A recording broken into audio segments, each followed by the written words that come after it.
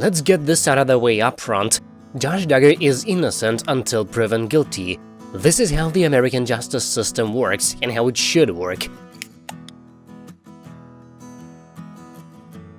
Assuming Duggar really does go on trial for CP possession in late November, the burden of proof falls on the prosecution to prove in front of a jury of Josh's peers that this father of six really did download sexually graphic material of minors.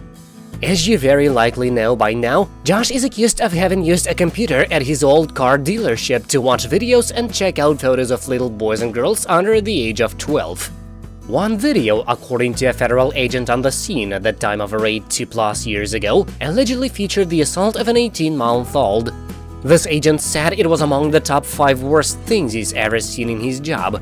In the months since his arrest, Josh and his legal team have tried to get the charges dismissed via a number of motions, almost all of which were recently denied in court. So that's where we are now. But where might Josh Duggar be going in the future? Just how bad could things get for the former reality star if he's convicted on all charges? Could he die in prison?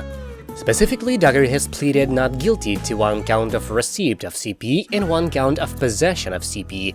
The U.S. Attorney's Office in the Western District of Arkansas stated shortly after Duggar's arrest that he faces up to 20 years of imprisonment and fines up to $250,000 on each of the 2 counts if he's convicted.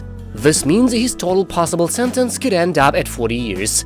If never granted parole, and if he receives the maximum sentence after supposedly getting convicted, Josh would therefore be 73 years old when he's released. Josh Duggar has been charged in a 2-count indictment. He has pled not guilty to both charges, and we intend to defend this case aggressively and thoroughly. In this country, no one can stop prosecutors from charging a crime, but when you're accused, you can fight back in the courtroom, and that is exactly what Josh intends to do. His attorneys, Justin Gelfand, Travis W. Story, and Greg Payne, said this spring.